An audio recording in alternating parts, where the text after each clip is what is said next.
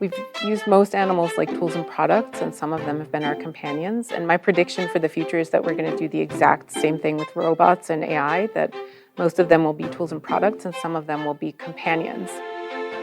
You're listening to the ISF podcast for your organization's better cybersecurity. Your host, ISF CEO Steve Durbin, is an expert in leadership, business culture transformation, and cyber strategies for today's top enterprises. I'm producer Tavia Gilbert. Today, Steve is in conversation with Dr. Kate Darling, research scientist at the MIT Media Lab and research lead at the Boston Dynamics AI Institute. Kate has spent years studying human-robot interaction, and she speaks with Steve about the fascinating impact such interactions can have on us as people, and what that means for businesses trying to incorporate robots and AI into their customer experience. Kate, lovely to see you. Thanks so much for stopping by the studio. Thanks for having me. Now, you're a bit of an expert in robotics and society. You're at MIT, and you've really investigated social robotics and conducted experimental studies on human-robot interaction, which I'm really fascinated to hear a bit more about, because what you've been trying to do, if I understand correctly, is explore the emotional connection between people and machines. Is that right? That is absolutely right, yes. So tell us a little bit about that. What does that all mean? What's it all about? The way I got into this was I bought a robot toy back in 2007. Right. And it was this very cute baby dinosaur robot that had all this complex technology inside of it, motors, touch sensors, an infrared camera, it had a tilt sensor. But the thing that really made it special was it was able to mimic lifelike behavior really well, including things like pain and distress. So if you held it up by the tail, it would squirm and it would cry. And I found myself really feeling for it. So when someone would hold it up too long and it would, like, quote unquote struggle, it started to bother me. And that sparked this curiosity in me. Why was I treating this thing like it was alive, even though I knew it was just a machine?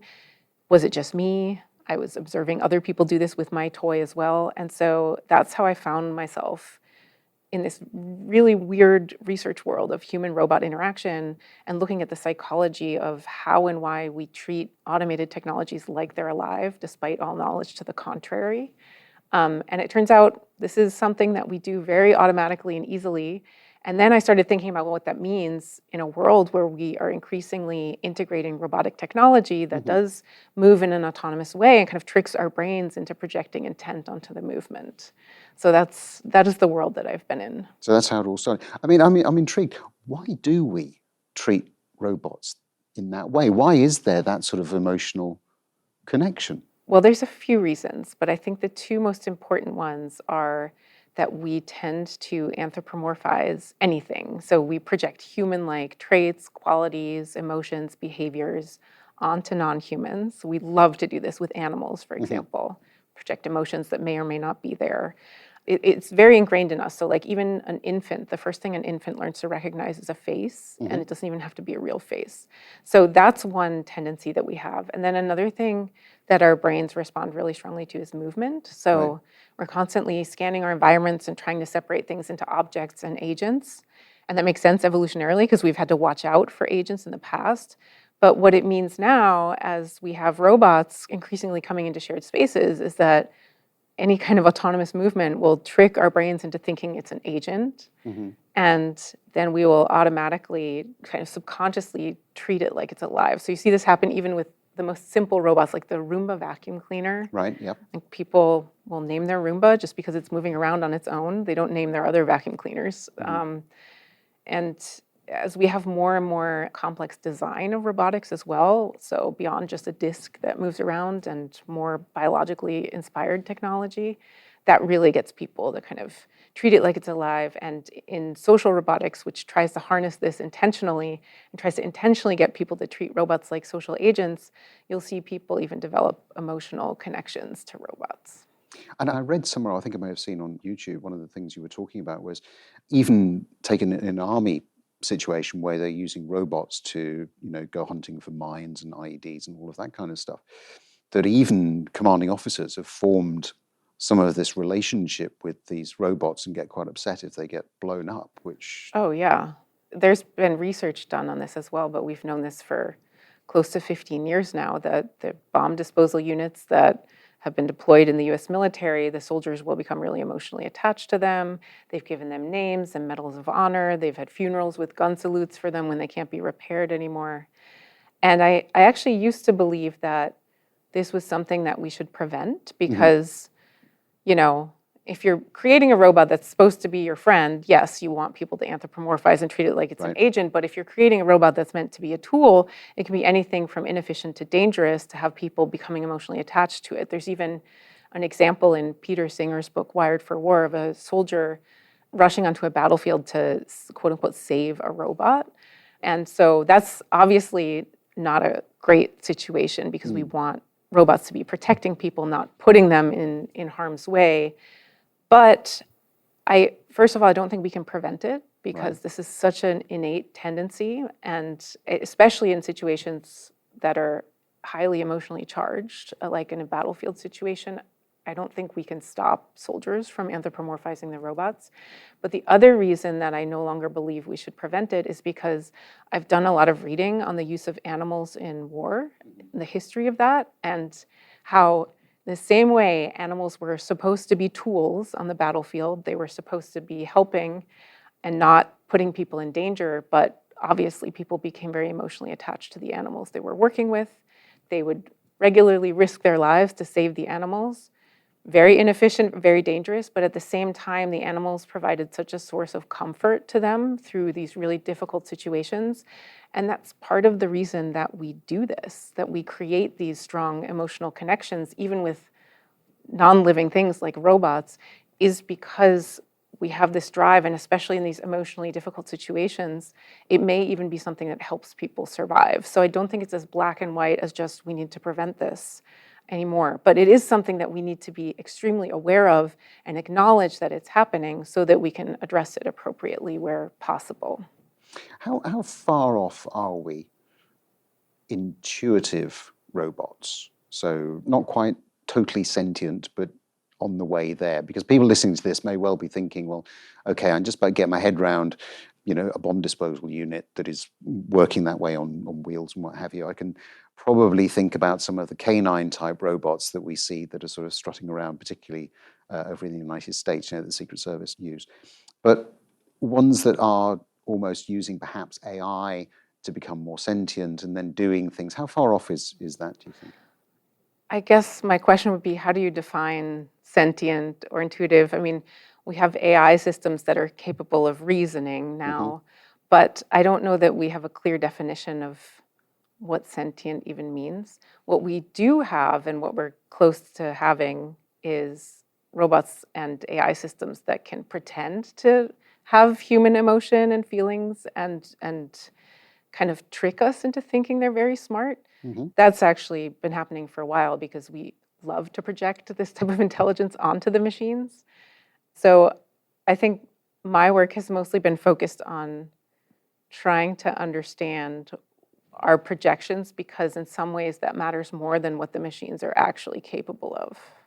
And there's this whole issue around trust that I'm sort of grappling with here at the moment. You know, it's if I look at a robot, and I'm sure other people out there as well, that you know, I'm one of those people that look at it and I see a machine. I don't have this sort of, some might say, fluffy feeling towards You say that, them. but if you met my baby dinosaur robot, you might You change wanted your to bring mind. your baby dinosaur, and I wouldn't let you. Yeah. So maybe there's You were something in that. afraid I was of- afraid of it. Of developing an emotional attachment. I wasn't going to let you take it home. That's what it was. But for me, I suppose where I'm going with this is a degree of trust that we begin to form with technology. So, you know, I'm using an iPad at the moment, for instance, which has got some notes on it. I trust the iPad to work. Now, maybe I shouldn't, but I do to a certain extent. Would I do that with a robot? I don't know. I'm not sure, you know. And so if we're putting robots into things like, I don't know, medical environments, care home environments, you know, these sorts of things, how do we, or do we need to, develop a degree of trust, do you think? Do we need to train people to use the robots or train the robots to work with the people? Where do we sit on all of that? I mean, we need all of that, right? And there's a lot of mistrust and also misconceptions around the technology just based on all of the science fiction and pop culture that we have in Western society, where we're sometimes overestimating or underestimating what robots are capable of. I do think one very interesting thing about trust when it comes to those robots that we in particular humanize or project life onto, it's both easy to generate trust if you have like a very cute robot that's responding in a way that you expect a living thing to, but it's also very easy to break that trust. And I think it's because we're anthropomorphizing these systems. You don't expect your iPad to be deceptive, but if your iPad, I don't know, looked like a little person and was like making certain mistakes, you might suddenly become mistrustful of it in a way that you wouldn't necessarily of just the iPad, because we have this social projection onto anthropomorphic machines. And so that's something that actually Brian Scosalauti at Yale has done a lot of work around, how we trust anthropomorphic technology, but also that trust can be broken very easily. Right. I'm just sitting here thinking about that whole sort of trust thing, and I'm reminded of quite literally almost bumping into a robot in Amsterdam airport, because they were using the robot to collect plates and cups and all of that kind of thing in the restaurant. And this probably says more about me than it does about the robot. And so I saw this thing and I thought, I'm just going to stand in front of it to see what it does. So we had this sort of standoff with the robot not moving and doing anything, and me not moving and doing anything. And it was, seeing who was going to blink first. But it just strikes me again that when we put them out into the wild, if you like, into that kind of environment, you're going to get people like me who are just doing that kind of thing. Oh, yeah. How do we sort of train both sides of that? How do we train the robot to identify somebody who's just being fairly bloody minded about things? and how do you train people like me to, get a bit of a life and just let the robot go on and do its thing? Well, first of all, I don't think it's your responsibility. Like, I think that's something that we need to anticipate as we design technology, that of course people are going to screw around with it. I do that too, by the way. I stand in front of every robot that I meet just to see how it works. But I've worked with engineers for many, many years now, and I know that people building robots, a lot of them have worked for so many decades just to create technology that is functional and that is robust and safe and secure enough to even put in a space where it can interact with people. Because robotics is very difficult. It's a very difficult challenge to create a machine that can even function in a space with people and not bump into you when you stand in front of it. But they have not, for the most part, worked on anticipating how people will behave around the robots. And so we've seen a number of failed deployments or robots in shared spaces that people aren't very happy with, because what's missing is understanding that human-robot interaction element. And I think in order to have really effective technology integration, we need to understand in particular that social element and that emotional element, and that people do treat robots differently than other devices and do treat them kind of like living things. And there's actually an example. So there's a grocery store chain where I live, and they have a robot that roams the aisles. And a lot of people don't really like this robot. And we did it wasn't a proper study. We wanted to do a proper study, but the pandemic hit and we couldn't. But we did do a quick sentiment analysis on Twitter and kind of establishing that people don't like this robot. And then we did a survey of people, and a lot of people said they didn't like the robot because it was watching them. And so what the stores have done is the robot is not watching anyone. The robot is scanning the floors for spills and tripping hazards. But they put some googly eyes on this robot, and the robot's very tall. It's 6 feet tall, and it has these googly eyes. And so we wondered if people felt like it was watching them, even though the eyes are fake. So I think that there's a lot to explore in the space of how people respond to robots in shared spaces that could help engineers and designers design better technology. And again, I don't think it's on the user, the people who encounter the robots to need to be educated. I do think there's a lot we can do with design that would already help with that. Talk to us a little bit about the sort of use cases. So how can robots support human workers, for instance, without necessarily replacing them completely? Because some people automatically get very concerned about, is a robot going to take over and replace me in my job, particularly if they're in say, a manufacturing environment or logistics environment. So talk to us a little bit about that. Yeah, that's one of my main concerns in how we talk and think about robotics and the type of robotics we're investing in currently, because I think this one-to-one replacement idea is very limiting. But I think it has a lot to do also with our political economy and culture, and less to do with the technology itself, that we are chasing short-term profit incentives, trying to automate tasks in a way where we can reduce the labor force. And I don't think that should be the goal. I think it would be much better to invest in technology that helps people do a better job. And we do see a lot of that happening because it is the better way forward. You can massively increase production by helping people do better rather than just trying to automate people away to make a quick buck. That strategy we see happening and failing over and over again. So I think it's important that we're making the right choices. It's not that technology determines what happens. It really is us as a society choosing to set the right incentives for companies and invest in the right kinds of technology. And I do think that there's much more promise in that path, the path of trying to partner with these technologies and what we're trying to achieve rather than trying to replace people or recreate something we already have. I want to go back to that example you gave of the robot with the googly eyes patrolling the aisles. What are the key factors that you see in terms of how we can better influence public acceptance of robots in everyday life? Because that seems to me to be quite a good use of a robot. Yeah, I mean, it is a pretty good use. I do think that, well, the way that we design the technology matters, obviously, but also the way we frame it for people. So I think people often default to this idea of, oh, this robot is replacing a worker, or this robot is here to do something that a human should do. I think really moving away from that narrative and highlighting more that robots are supplementing human ability and trying to frame it differently for people is important.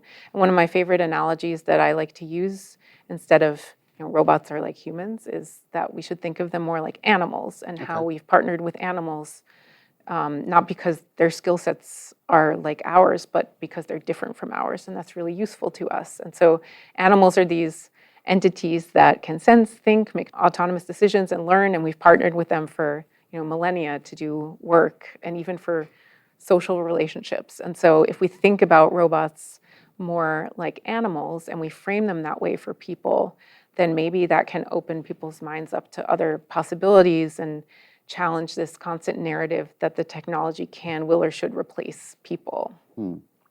Let's sort of look at the long-term implications of some of this. So what do you see as being the potential impacts on emotional or social development from a human standpoint, I mean now, of more robots in society? Is it going to have an impact at all? Oh, I think it is going to have an impact.